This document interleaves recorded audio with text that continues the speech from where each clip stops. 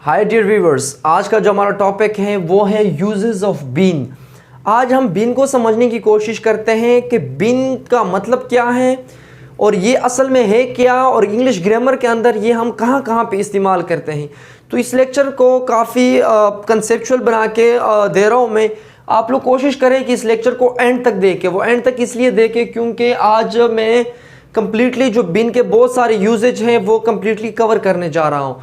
तो बिना time waste करते हुए आते हैं बीन की तरफ। सबसे पहले हम जानने की कोशिश करते हैं कि बीन है क्या। डियर स्टूडेंट्स, बीन जो है ये हमारे पास एक वर्ब है। अब जब एक वर्ब है, ये वर्ब के तो फॉर्म भी होते हैं, first form, second form, third form, fourth form. थोड़ा सा कंसेप्चुअल समझाने की कोशिश करता हूँ। अब गो जो है ना, गो हमारे पास एक वर्ब है, गो। अब ये गो फर्स्ट फॉर्म है, इसका सेकंड फॉर्म क्या है? वेंट। अब इसका थर्ड फॉर्म क्या है? गॉन। और फोर्थ फॉर्म क्या है?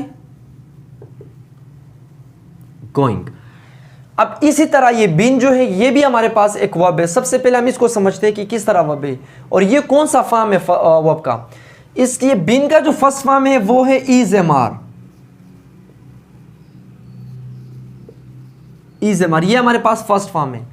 इसके इसी तरह सेकंड फॉर्म क्या आ जाते हैं? वो आ जाते हैं वाज, वाज वर। अब इसी तरह इसका थर्ड फॉर्म क्या होता है? थर्ड फॉर्म जो होता है इसका बीन होता है। और फोर्थ फॉर्म क्या होता है? वो होता है बीइंग। अब यहां तक तो हमने समझ लिया कि ये बीन जो है ये हमारे पास एक वर्ब है और इसके फर्स्ट फॉर्म कौन से? Is am are, was were second है। बीन जो है हमारे पास ये इनका थर्ड फॉर्म है और ये बीइंग जो है इसका आईएनजी फॉर्म, जिसको फोर्थ फॉर्म कहते हैं। अब ये बीन जो है ये थर्ड फॉर्म है। अब यहां पे आप लोग समझे इसको कि ये बीन जो थर्ड फॉर्म है, थर्ड फॉर्म हम कहां पे इस्तेमाल करते हैं? अब थर्ड फॉर्म को आमतौर पर हम परफेक्ट टेंस के अंदर इस्तेमाल करते हैं। Present perfect, past perfect. जिस तरह प्रेजेंट परफेक्ट में हैज़, हैव के साथ थर्ड फॉर्म लगाते हैं, इसी तरह पास्ट परफेक्ट में हैड के साथ थर्ड फॉर्म लगाते हैं और फ्यूचर परफेक्ट में विल हैव के साथ थर्ड फॉर्म लगाते हैं। तो थर्ड फॉर्म वहाँ पे इस्तेमाल करते हैं। आमतौर पर मॉडल वर्ब के अंदर भी हम इस्तेमाल करते हैं। शुड हैव के साथ फिर थर्ड फॉर्म लगाते हैं। Should have done, could have done, might have gone, may have gone. तो ये मॉडल वर्ब के साथ हम हैव लगा के थर्ड फॉर्म लगाते हैं। अब ये बीन जो है, बीन कहाँ पे लगाना है और इसका मतलब क्या है? अब इज एम आर का मतलब क्या है? इज एम आर इसका मतलब है होने का सेंस दे रहा है कि मैं हूँ। अब यहाँ पे हम बीन को फिट करेंगे कि किस तरह हमने फिट करना है। उसका जो फर्स्ट यूजेज है वो क्या है? अब थोड़ा सा सिचुएशनल एग्जांपल दे रहा हूँ ताकि आप लोग समझे इसको। आमतौर पर मैं कहता हूँ ना कि जब स्टेट ऑफ बीइंग को हम शो करते हैं, ये स्टेट ऑफ बीइंग को शो करने के लिए इस्तेमाल होता है। स्टेट ऑफ, अब स्टेट ऑफ बीइंग क्या होता है? होने का सेंस।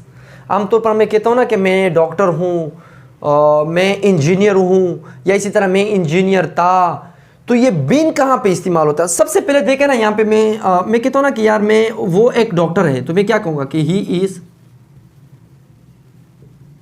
A doctor. इसी तरह मैं कहता हूँ कि यार वो बिजी है, तो he is, sorry, he is busy. अब इसी तरह जब इसको मैं पास्ट में लेके जाऊंगा तो क्या कहूंगा? मैं ये कहूंगा कि ही वाज अ डॉक्टर, वो डॉक्टर था। या इसी तरह ही वाज बिजी, वो बिजी था। अब ये बीन को जो हम इस्तेमाल करते हैं, इसका फर्स्ट यूजेज ये हम प्रेजेंट परफेक्ट में इस्तेमाल करते हैं। प्रेजेंट परफेक्ट में ये होता है कि अगर मैं कहूं कि मैं एक डॉक्टर हूं, तो ये तो सिंपल बात है कि आई एम अ डॉक्टर या ही इज अ डॉक्टर। या इसी तरह अगर मैं उसके साथ टाइम लगाऊं कि इतने अरसे से हूं, तो तब जाके हम बीन लगाते हैं। अगर मैं कहूं कि यार वो 3 सालों से डॉक्टर है, 3 सालों से डॉक्टर है, तो मैं क्या कहूंगा कि ही, तो ही के साथ हम हैज लगाते हैं, ही हैज, फिर जाके बीन लगाया हमने। ये फर्स्ट फॉर्म था, ये सेकंड था, तो थर्ड फॉर्म हैज के साथ बी का जो थर्ड फॉर्म है वो बीन है। तो he has been, he has been a doctor for 3 years, वो 3 सालों से डॉक्टर है। या इसी तरह मैं कहता हूं कि यार वो सुबह से मसरूफ है, वो सुबह से मसरूफ है। तो आमतौर पर हम तो ये कहते हैं कि ही इज बिजी, वो मसरूफ है। ही वाज बिजी, वो मसरूफ था। वो सुबह से मसरूफ हैं, तो हम क्या कहेंगे कि ही तो ही के साथ हम हैज़ लगाते हैं, ही हैज़ बीन बिजी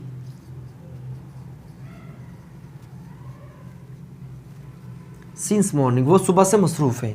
तो इन सिंपल वर्ड्स अगर यहाँ पे इसको मैं थोड़ा सा वाइंड अप करूँ तो मैं ये कहूँगा कि हैज़ बीन, हैव बीन के साथ हम बीन लगाते हैं। वो इसलिए लगाते हैं कि हम टाइम को शो करते हैं कि उसका स्टेट ऑफ बीइंग जो है, इसमें कोई एक्शन तो नहीं होता, जाहिर सी बात है कि वो कब से है। जब अरसे से हम किसी चीज़ की बात करें कि वो 3 सालों से डॉक्टर है, वो 4 सालों से मसरूफ़ है, यार मैं 3 सालों से जो है टीचर हूँ, मतलब पढ़ा रहा हूँ, टीचर हूँ, तो उस सेंस में हम इसको इस्तेमाल करते हैं। तो इसी तरह हम इसको पास्ट में भी लेके जा सकते हैं।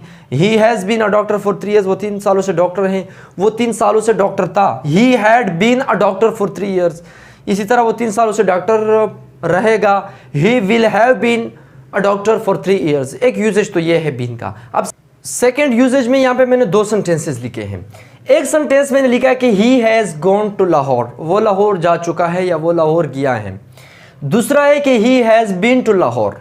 अब इसका मतलब क्या है, याद रखिएगा डियर स्टूडेंट्स, अगर मैं कहूँ लेट्स सपोज अब मैं यहाँ पे हूँ, अब मैं हूँ कह सकता हूँ कि मैं इस्लामाबाद में हूँ, और ये जो है हमारे पास ये क्या है, ये हमारे पास लाहौर है।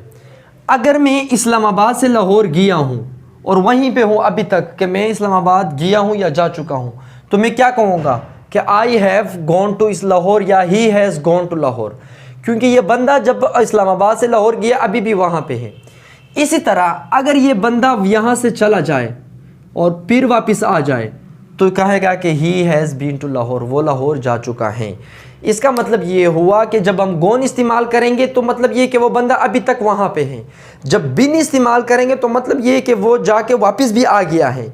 अगर मैं यहाँ पे हूँ रावलपिंडी में, मैं लाहौर गया था, लाहौर से वापस आया हूँ, तो मैं क्या कहूँगा कि I have been to Lahore, Lahore जाके वापस आ गया हूँ। अगर मैं लाहौर में हूँ इस्लामाबाद से जाके अभी वापस नहीं आया हूँ, तो मैं क्या कहूँगा कि I have gone to Lahore. एक यूजेज तो ये। इसी तरह दे हैव गॉन एब्रोड, वो बाहर मुल्क जो है जा चुके हैं। दे हैव बीन एब्रोड, वो बाहर मुल्क जा चुके हैं। तो इसका मतलब ये हुआ कि इसके अंदर वापस आ गए हैं और इसमें अभी तक वहां पे हैं। तो ये एक सेकंड यूजेज तो ये है, बहुत ज़्यादातर पेपरों के अंदर पूछा जाता है। अब थर्ड यूजेज, 2 यूजेज हमने सीख लिए। थर्ड यूजेज जो है ये आमतौर पर हम पैसिव वॉइस में इस्तेमाल करते हैं। कौन से टेंस के अंदर? परफेक्ट टेंस के अंदर, प्रेजेंट परफेक्ट, पास्ट परफेक्ट और फ्यूचर परफेक्ट। और साथ साथ में मॉडल वर्ब के साथ जब हम हैव लगाते हैं, जिस तरह should have, could have, might have, may have, इस तरह के सेंटेंसेस जब हम पैसिव वॉइस में चेंज करते हैं तो वहाँ पे हम बीन लगाते हैं। यहाँ पे एग्जांपल लिखा मैंने लिखा कि he has won the game. अब इसको जब मैं चेंज करूँगा, ये प्रेजेंट परफेक्ट का टेंस है, तो इसमें मैं बीन इस्तेमाल करूँगा। किस तरह? अब यहाँ पे देखे हम क्या करते थे, सब्जेक्ट के ऑब्जेक्ट की जगह लेके आते, ऑब्जेक्ट को सब्जेक्ट की जगह। तो मैं कहूँगा कि यार द गेम, इसकी जगह मैंने गेम लिखा, हैज़ को नीचे उतारा, ये वोन थर्ड फॉर्म है और थर्ड फॉर्म की जगह हमने बीन लगाना है। इसके ऊपर एक वीडियो बना चुका हूँ पैसिव वॉइस में, के हवाले से आप प्ले लिस्ट में जाके पैसिव वॉइस की वीडियो जरूर देखें, उसका विजिट करें, क्योंकि बहुत काफ़ी कंसेप्चुअल है वो। The game has been won by him, गेम जो है उसके द्वारा जीता जा चुका है।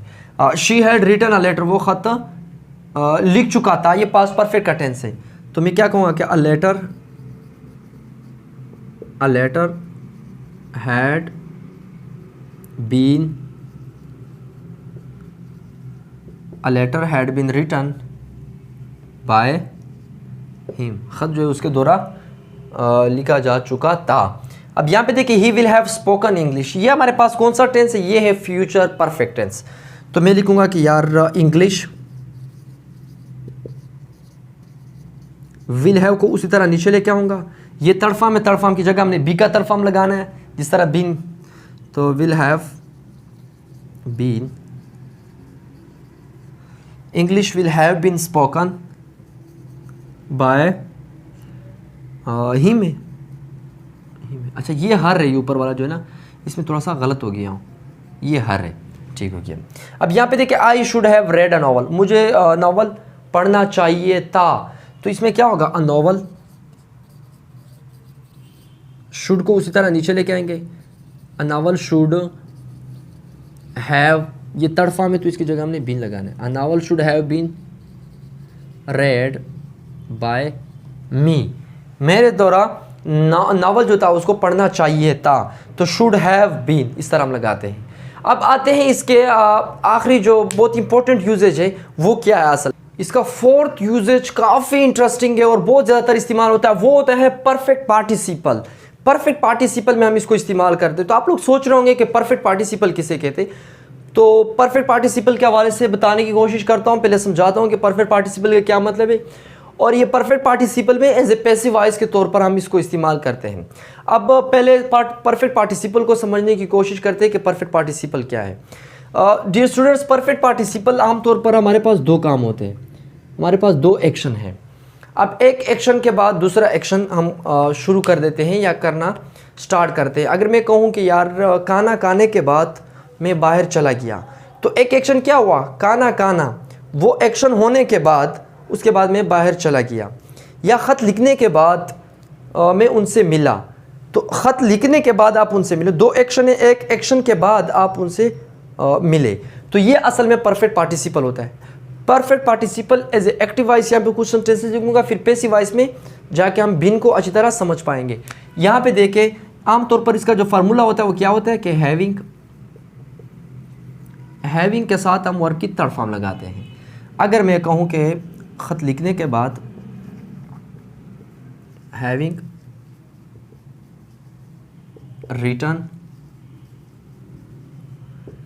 रिटन अ लेटर, ख़त लिखने के बाद, और दूसरा क्या एक्शन है, कौन सा काम है जो आपने किया, मैं कहता हूँ कि यार आई वेंट आउटसाइड, मैं बाहर चला गया। इसी तरह एक और जुमला लिखता हूँ, फिर मैं बिन इस्तेमाल करूंगा एज ए पैसिव वॉइस। पहले एज ए एक्टिव वॉइस समझने की कोशिश करते हैं। मैं कहता हूँ कि यार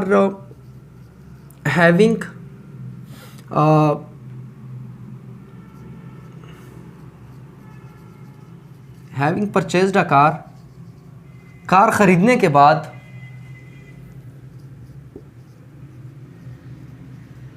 ही सोल्ड इट, उसने बेच भी दिया। कार खरीदने के बाद उन्होंने बेच भी दिया। तो दो एक काम है, एक काम पहले हुआ है उसके बाद दूसरा एक्शन हुआ है। तो पहला जो हुआ है पहला एक्शन, उसमें हैविंग वर्ब की थर्ड फॉर्म जिस तरह यहाँ पे मैंने लिखा है ये लिखेंगे। अब हम जानते हैं कि बीन को किस तरह इस्तेमाल करते हैं, वो एज ए पैसिव वॉइस होगा। पैसिव वॉइस में क्या होता है, सब्जेक्ट खुद काम नहीं कर रहा होता है, सब्जेक्ट के साथ कोई काम होता है।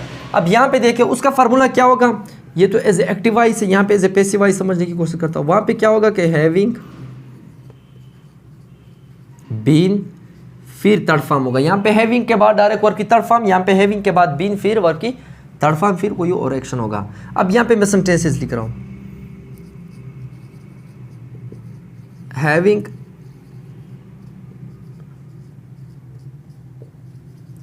हैविंग बीन इंसल्टेड, मुझे इंसल्ट होने के बाद या इंसल्ट होने के बाद कॉल्ड माई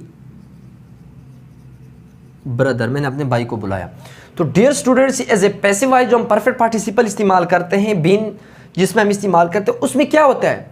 अब यहाँ पे देखिए थोड़ा सा हमें डिफ्रेंशिएट करने की कोशिश। हैविंग रिटन अ लेटर, खत लिखने के बाद, खत किसने लिखा, मैंने लिखा। आई वेंट आउटसाइड, फिर मैं बाहर चला गया।